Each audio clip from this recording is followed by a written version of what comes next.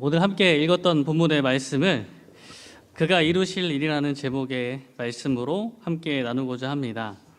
오늘 성탄 아침입니다. 아침이라기엔 점심에 가까워졌습니다. 성탄은요, 마태복음과 누가복음에만 예수님의 탄생 기사가 있다 보니까 한 해씩 되게 바꿔서 설교를 하게 됩니다. 그럼 2년마다 같은 설교를 듣게 되는 거예요. 같은 본문을. 아주 익숙하시죠? 네, 아주 익숙하시죠? 2년마다 같은 본문을 반복해서 듣게 되는데, 사실 예수님의 탄생과 관련된 이야기를 두 복음서는 좀 다른 시각으로 이야기를 합니다. 마태복음은 누구의 입장에서 보고 있을까요? 네, 요셉, 남편의 입장에서 보는 이야기가 진행이 되고요. 누가복음은 누구 입장이에요? 마리아 입장에서 진행이 됩니다. 두 이야기가 그래서 느낌이 상당히 달라요. 요셉 이야기는 상당히 이성적인 진행이 이어집니다. 그리고 약간 그 속 깊은 뭔가 그런 것들이 마태복음의 이야기에서 이루어지고 있고, 그 가운데 하나님의 뜻이 막 성취되는 것들이 막 일어나고 있습니다. 근데 누가복음은 좀 달라요. 뭔가 그 하나님이 주시는 메시아를 낳을 것이라는 소식에 막 두려워하기도 하지만 그 사실을 알고 흥분하기도 하고 막 여러 가지 그 감정이 막 폭발하는 것 같은 이야기가 누가복음에서는 등장하고 있습니다. 오늘은 그 중에서 마태 이야기를 할 건데요. 성탄 이 본문이 워낙 자주 반복되다 보니까 대부분 내용을 알고 계실 거예요. 그래서 오늘은 그 이야기들 가운데 우리에게 주신 예수님의 이름을 따라가면서 말씀을 전하고자 합니다. 천사가 예언한 이름이 있습니다. 그 이름을 따라서 약속된 메시아께서 이루실 일들을 살펴보고 예수라는 이름과 임마누엘이라는 이름을, 그 의미를 다시 한번 생각해 보고자 합니다. 오늘 본문 21절에서 이렇게 이야기합니다. 아들을 낳으리니 이름을 예수라 하라. 예수라는 이름의 뜻이 뭔지 아시나요? 예수? 예수는 헬라어 형태의 발음이에요. 헬라어 형태의 발음이고, 이 발음의 원래 이제 히브리어 발음은 여호수아입니다. 여호수아의 축약형이에요. 예수라는 말은 훨씬 익숙하시죠? 여호수아. 유대인들이 이름을 지을 때 아시다시피 유대인이 성이 없잖아요. 성이 현대에 와서 붙기 시작합니다. 원래는 성이 없고 누구 아들 이렇게 하죠. 그래도 구별이 안 되면 누구 손자 이렇게 자꾸 위로 올라가면서 족보를 대요. 어느 지파의 누구의 아들 누구의 손자, 이렇게 성경 보시면 그렇게 기록이 돼 있을 거예요. 왜요? 성이 없으니까, 헷갈리니까 그런 식으로 자꾸 사람을 소개하고 있습니다. 그러다 보니까 이름을 지을 때 그럼 어떻게 짓게 될까요? 이름을 지을 때 약간 규칙들이 있는데, 그 자기 지파, 자기 선조들 중에서 유명한 사람, 대단한 일을 했던 사람들의 이름을 계속 가져옵니다. 이게 습관적인 거예요. 예를 들면 예수님보다 조금 일찍 세례 요한이 이제 천사가 예고하고 태어나게 됩니다.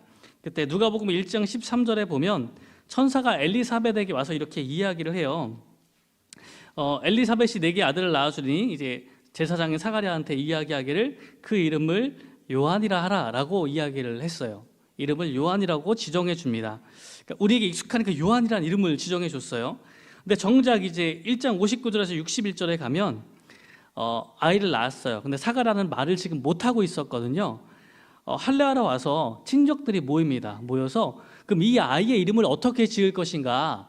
아버지가 제사장이었으니까 그 위대한 아버지의 이름을 따라서 이름을 사가랴라고 부르자라고 친척들이 제안을 했습니다. 근데 어머니가 대답하죠. 하나님께서 알려주셨던 그 이름 요한이라고 하자라고 했더니 친척들이 펄쩍 뛰는 거예요. 왜냐하면 친족 중에서 이 이름으로 이름한 이가 없어요. 그러니까 룰을 어기고 있는 거예요. 그 룰이 뭐예요? 친척 중에서 유명한 이름을 쓰는 거예요. 우리 지파의 위대한 사람의 이름을 가져다가 쓰는 겁니다. 요한이 그랬어요. 근데 마찬가지로 그러면 궁금하잖아요. 21절에 아들을 낳으니 이름을 예수라 하라라고 했단 말이에요. 그러면은 요셉 족보에 있어야 돼, 없어야 돼요? 있어야 되죠. 마태복음 족보를 보면 예수라는 이름이 없습니다. 그러니까 룰을 어긴 거죠. 사실은 어기는 거예요. 누가복음 족보에는 두 개 족보가 다른 거 아시죠? 누가복음 족보에는 예수라는 이름이 한 번 등장합니다. 근데 이게 한 27대 정도를 거슬러 올라가야 돼요. 27대 조 할아버지 이름이 이제 한번 등장합니다. 근데 유명한 일을 했다는 얘기는 없어요. 그러면 이제 이 이름을 굳이 쓸 이유가 없었던 겁니다. 그럼 이 이름을 왜 붙였을까요? 당시 시대적인 좀 요청이 있는데 유대에 또 이제 다시 한번 독립과 혁명의 기운이 바람이 불어오기 시작했습니다. 유대인들은 바벨론에 끌려갔다가 몇 년 만에 돌아올까요? 네, 70년. 성경을 자세히 읽으시면 사실 70년은 상징적인 숫자예요. 70년 만에 돌아오진 않습니다. 근데 그 상징성이 너무 강렬하게 남아있는 거예요. 유대인들이 이방인 치하에 끌려가서 노예가 됐다면 몇 년 후에 회복할 것 같아요? 70년. 내가 혁명을 일으켜야 돼요. 그럼 몇 년째 일으키고 싶겠어요?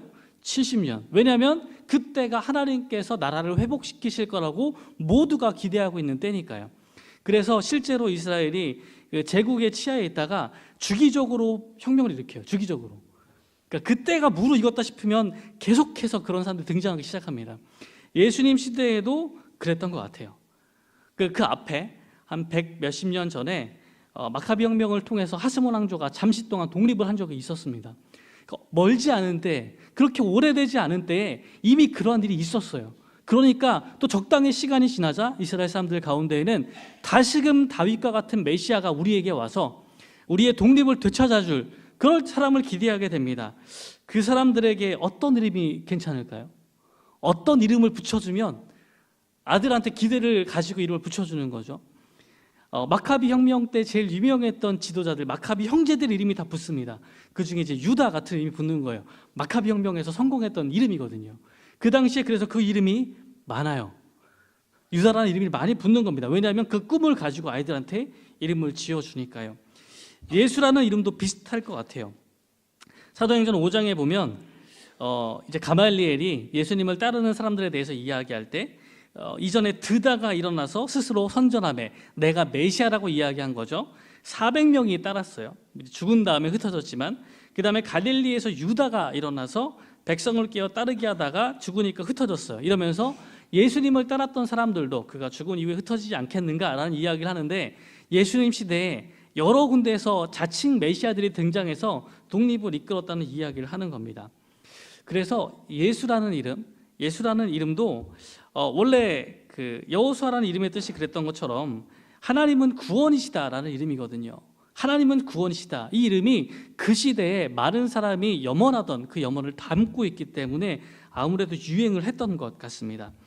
실제로 사도행전 13장에 보면 바울과 바나바가 구부로 키프로스에 선교하러 가서 누구를 만나냐면 13장 6절에 보면 바보에서 바예수라 하는 유대인을 만나요. 성경의 이름에 바예수면 바가 이제 누구누구의 아들이란 뜻이거든요. 그럼 바예수는 누구 아들이겠어요? 예수의 아들이죠. 아버지 이름이 예수인 거예요. 그럼 시대가 얼추 맞는 거예요. 예수님 시대랑 이 사람이 살았던 시대가 대충 맞아요. 그 시대에 예수라는 이름이 흔했을까요? 안 흔했을까요? 흔했을 것 같아요. 우리는 예수 그리스도라는 이름을 다른 사람에게 감히 붙일 수 없잖아요. 지금은요. 네. 지금은 감히 붙일 수 없으나 당시에 이 이름은 아주 흔한 이름이었을 겁니다. 근데 그 이름에다가 오늘 본문에서는 21절 후반부에 아들을 낳으리니 이름을 예수라 하라라고 말하고 그 뜻을 풀어주기 시작하세요. 이는 그가 자기 백성을 그들의 죄에서 구원할 자이심이라. 하나님은 구원이시다라는 이름과 함께 자기 백성을 그들의 죄에서 구원하신대요. 여호수아라는 이름, 히브리어 이름 여호수아라는 이름을 붙였을 때에 여호수아가 했던 일을 다시 하기를 기대하는 마음으로 붙였을 거예요. 여호수아가 했던 행동이 뭐예요? 민족을 이끌고 하나님께서 약속하신 땅으로 들어가는 거예요. 새로운 약속의 땅으로 들어가는 일을 했던 사람이에요. 그럼 예수라는 이름에 기대하는 건 뭐예요? 다시 한번 이스라엘 백성을 이끌어서 하나님의 약속의 땅으로 이끌어 가기를 원하는 거죠. 그러면 어디서부터 구원해서 어디로 가는 건데 오늘 이 본문의 말씀은 독특하게 자기 백성을 그들의 죄에서 구원할 자라고 이야기하세요. 로마의 치하가 아니고 그들의 죄에서부터 구원한다고 말씀을 하시는 거예요. 이거 어떻게 연결이 될까요? 모세는 그 이집트로부터 애굽으로부터 구원해서 이 가나안 땅으로 이끌었잖아요. 여호수아는 그 광야에서부터 그걸 받아서 이 가나안 땅에 들어가는 일까지를 감당했잖아요. 근데 예수님은 죄에서 구원하신다고 이야기하셨어요. 이게 왜 그럴까요? 이스라엘 사람들의 기대는 지금 로마의 압제에서 구원하는 건데 왜 죄에서 구원한다고 말씀하셨을까요? 이스라엘 사람들의 생각을 좀 이해를 해야 됩니다. 구약에 따르면 하나님의 백성은 메시아 시대가 도래할 때 구원을 얻어요. 예레미야 23장 5절과 6절에 보면 보라, 때가 이르리니 내가 다윗에게 한 의로운 가지를 일으킬 것이라. 그가 왕이 되어 지혜롭게 다스리며 세상에서 정의와 공의를 행할 것이며 그의 날에 유다는 구원을 받겠고 이스라엘은 평안히 살 것이며 그의 이름은 여호와 우리의 공이라 일컬음을 받으리라. 메시아의 때가 이럴 때 구원을 받아요. 이건 똑같겠죠. 로마에게서 또 애굽에게서 또 여기선 죄에게서인데, 근데 이 죄에서 구원한다는 이야기가 왜 연결되냐면 유대인들은요 구원을 개인적인 죄사함으로 생각하지 않고 훨씬 더 폭넓게 생각했습니다. 어떻게 이해했냐면 자신들이 다른 민족에게 지금 로마의 치하에 있는 것, 다른 민족에게 져서 그 안에서 종처럼 살아가고 있는 이유는 자기들의 죄로 인해서 하나님의 심판을 겪는 중이라고 생각을 했다는 거예요. 여기서 벗어나기 위해서 뭐가 먼저 해결이 돼야 되냐면 죄의 문제가 해결이 돼야만 여기서 벗어날 수가 있는 겁니다. 바벨론의 포로기도 마찬가지였죠. 자기들이 군사를 일으켜서 거기서 독립을 해낸 것이 아니라 때가 이르고 그 죄의 사함을 얻으면 돌아가는 거예요. 마찬가지로 자기들의 죄를 온 마음을 다해서 하나님께 모든 백성이 돌아설 때 이 구원이 일어난다고 생각했습니다. 그러니까 심판의 결과인 로마의 치하에 있든지 애굽의 치하에 있든지 심판의 결과인 그 심판의 과정보다 훨씬 더 근본적인 것, 죄의 문제를 해결하기 위한 일에 예수님께서 부름을 받으셨다는 겁니다. 이스라엘의 죄 자체를 구원하기 위해서 우리에게 오신 거예요. 모세 율법으로 할 수 없었던 일, 하나님의 온전한 백성으로 이뤄내는 일, 죄를 반복되는 그 죄악 가운데에서 구원하는 일들을 예수님께서 하신다는 이야기입니다. 예수님께서 오셔서 많은 사람들을 만나실 때 예수님은 그래서 이 수수께끼 같은 이야기를 하시는 거예요. 예수님께서 중풍병자를 고치시면서 마태복음 9장 2절에 보면 이렇게 이야기하세요.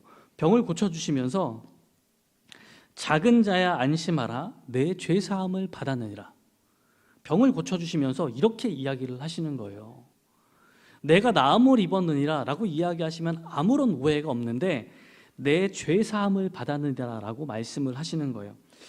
사람들은 오직 하나님만 하실 수 있는 죄사함을 감히 어떻게 이야기할 수 있을까라고 이야기합니다. 주님은 다시 말씀하시죠. 9장 5절에서 7절 보면 6절 말씀에 이렇게 이야기합니다. 인자가 세상에서 죄를 사하는 권능이 있는 줄을 너희로 알게 하려 하노라. 예수님께서 뭘 위해서 오셨다고요? 보다 근본적인 죄의 문제, 지금 병의 그 결과가 드러나 있지만 그 원인이 되는 죄의 문제를 회복시키신다는 말씀이에요. 주님은 온전한 회복을 가져다 주기 원하십니다. 예수라는 이름이 무슨 의미냐면 우리를 구원해 주시는 건데 그 구원이 지금 보이는 어려움으로부터 당면한 어려움을 바꿔주시는 것에 그치는 것이 아니에요. 한 걸음 더 깊숙이 내려가십니다. 그 당면한 일이 생기기까지의 우리의 죄악으로부터 구원하기를 원하시는 거예요. 완전하게 회복시키시기를 원하시는 겁니다. 그냥 나음을 입으라라는 말은 겉보기의 이야기일 뿐이에요. 다시 죄를 반복하다면 또 그런 일이 발생할지도 모르겠습니다. 근데 예수님은 이 중풍병자를 구원해 주시면서 그 죄로부터의 구원을 선포하고 계시는 거예요. 이스라엘은 여러 가지 걱정이 많았을 거예요. 그게 적에 대한, 로마에 대한 걱정일 수도 있고 예수님이 만났던 많은 환자들은 자신의 불치, 낫지 않는 질병에 대한 두려움들이 가득했습니다. 예수님은 그 가운데 구원을 가져다 주시는 거예요. 당면한 그 적들, 로마, 당면한 그 증상들, 중풍병 여기를 넘어서서 그 안에 있는 죄악의 문제를 다루시고 그것이 용서될 때 삶의 모든 것이 바로잡히는 것들을 경험하게 하시는 겁니다. 예수님께서 우리가 예수로 고백하고 그분의 오심을 이야기할 때 우리 삶에도 동일한 역사를 하실 겁니다. 우리를 어디서부터 구원하시는 거예요? 죄로부터 구원해 주시는 겁니다.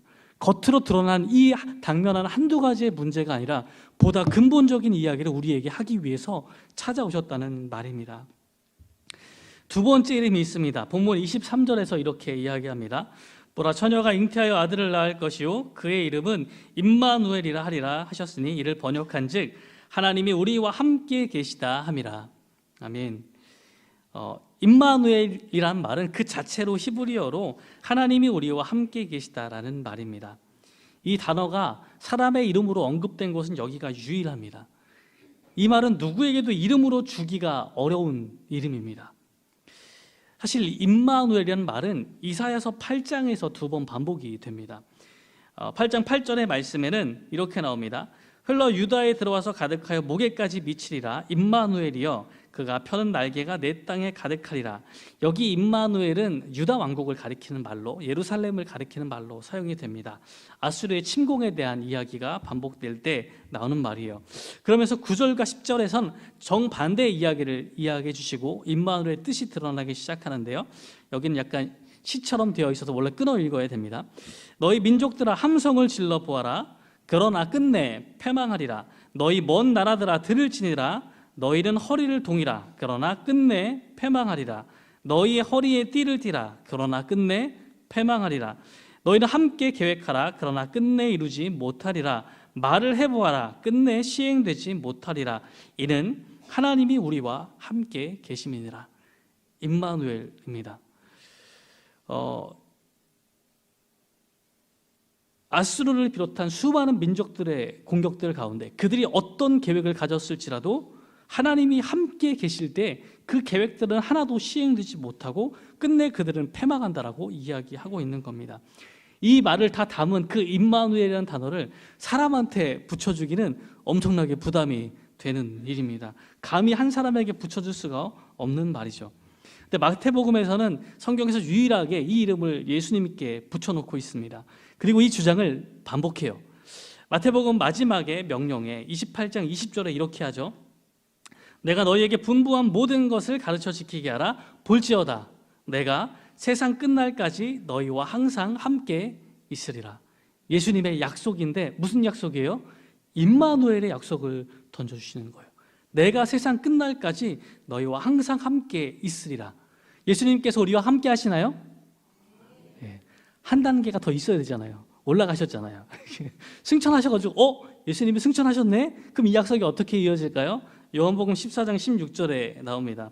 내가 아버지께 구하겠으니 그가 또 다른 보혜사를 너희에게 주사 영원토록 너희와 함께 있게 하리니. 예수님이 승천하시면서 우리에게 누구를 주세요? 보혜사 성령님을 주십니다. 임마누엘의 약속을 지키기 위해서 영원토록 함께 하시는 분을 우리에게 보내주시기 위해서 우리에게 이 약속을 전해주시는 겁니다. 그러면 예수님이 임마누엘이라는 말씀은 하나님이 우리와 함께 계신다는 말은 뭘 다르게 만드는 거예요?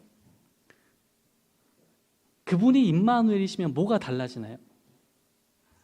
하나님이 저기 멀리 계신다고 생각할 때와 우리와 함께 계신다고 생각할 때의 차이는 뭐예요?